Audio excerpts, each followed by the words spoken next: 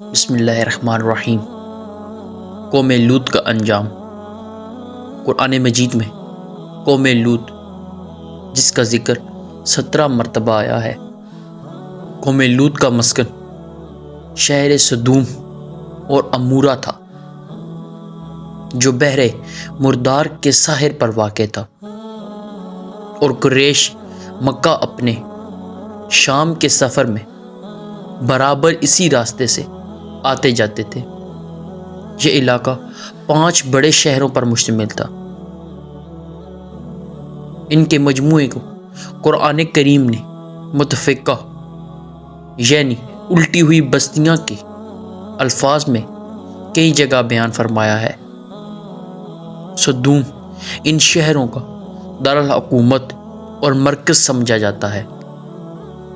جب حضرت لوط علیہ السلام اردن میں بحیرہ لوط کے پاس جہاں سدوم اور عمورہ کی بستیاں تھیں وہاں آ کر رہائش پذیر ہوئے تو اللہ تعالیٰ نے انہیں اہل سدوم کی ہدایت کے لیے نبی مبعوث فرمایا۔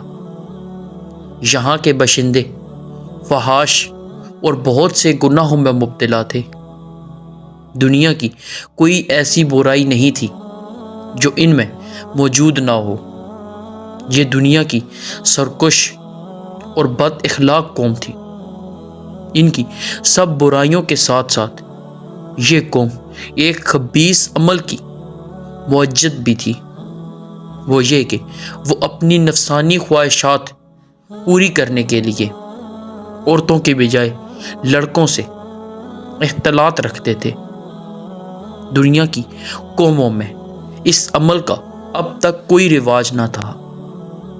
یہاں وہ بدبخت قوم تھی جو یہ تھی جس نے اس ناپاک عمل کو شروع کیا تھا، اور اس سے بھی زیادہ بے حیائی یہ تھی کہ وہ اپنی اس بد کرداری کو عیب نہیں سمجھتے تھے، بلکہ کھلم کھلا فخر کے ساتھ اس کو بیان کرتے تھے۔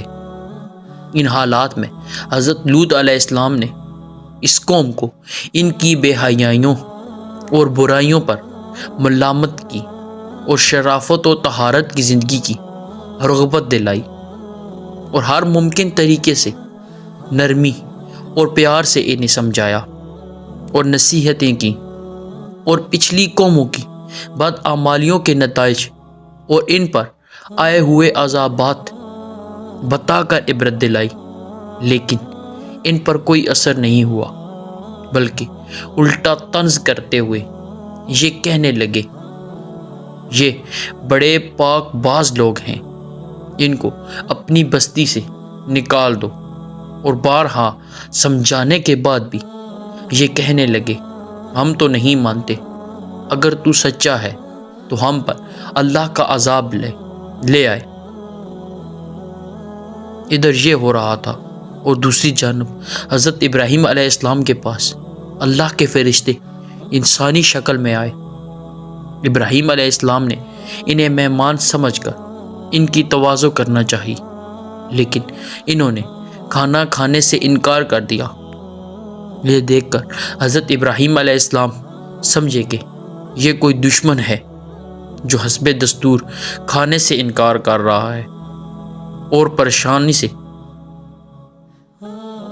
منع کر دیا ہے۔ تو مہمانوں نے کہا آپ گھبرائیں نہیں، ہم اللہ کے فرشتے ہیں، آپ کے لیے بیٹے کی بشارت لائے ہیں اور قوم لوط کی تباہی کے لیے بھیجے گئے ہیں۔ ابراہیم علیہ السلام نے فرمایا تم ایسی قوم کو ہلاک کرنے جا رہے ہو جس میں لوط جیسا خدا کا برگزیدہ نبی موجود ہے۔ انہوں نے کہا ہمیں معلوم ہے، لیکن اللہ کا یہی فیصلہ ہے کہ قوم لوط اپنی بے حیائی اور فحاشی پر اصرار کی وجہ سے ضرور ہلاک ہوگی، اور لوط علیہ السلام اور ان کے خاندان اس عذاب سے محفوظ رہیں گے، سوائے لوط علیہ السلام کی بیوی کے۔ وہ قوم کی حمایت اور ان کی بدعمالیوں میں شرکت کی وجہ سے عذاب میں مبتلا ہوگی۔ فرشتے حضرت ابراہیم علیہ السلام کے پاس سے روانہ ہو کر سدوم پہنچے اور لوط علیہ السلام کے یہاں مہمان ہوئے، اور یہاں یہ فرشتے خوبصورت اور نوجوان لڑکوں کی شکل میں تھے۔ لوط علیہ السلام نے ان کو دیکھا تو بہت پریشان ہوئے کہ اب نہ جانے قوم ان کے ساتھ کیا معاملہ کرے گی۔ ابھی وہ اسی پریشانی میں تھے کہ قوم کو خبر ہو گئی اور وہ لوط علیہ السلام کے مکان پر چڑھ گئے اور مطالبہ کرنے لگے کہ ان کو ہمارے حوالے کر دو۔ لوط علیہ السلام نے انہیں بہت سمجھایا لیکن وہ نہ مانے، تو انہوں نے سخت پریشانی میں کہا، کاش میں کسی مضبوط سہارے کی حمایت حاصل کر سکتا۔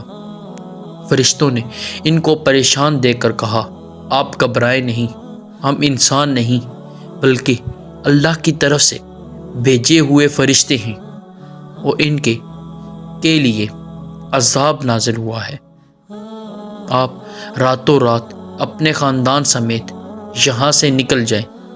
تو فرشتوں کے پیغام کے بعد لوط علیہ السلام اپنے خاندان سمیت بستی سے نکل کر سدوم سے رخصت ہو گئے، اور ان کی بیوی ان کی رفاقت سے انکار کر دیا اور یہیں رہ گئی۔ جب رات کا آخری پہر ہوا تو عذاب شروع ہو گیا۔ سب سے پہلے ایک سخت ہیبت ناک چیخ نے ان کو تہ و بالا کر دیا، پھر ان کی آبادی کو اوپر اٹھا کر زمین کی طرف الٹ دیا گیا، اور پھر اوپر سے پتھروں کی بارش نے ان کا نام و نشان مٹا دیا، اور گزشتہ قوم کی طرح یہ بھی اپنی سرکشی کی وجہ سے انجام کو پہنچے۔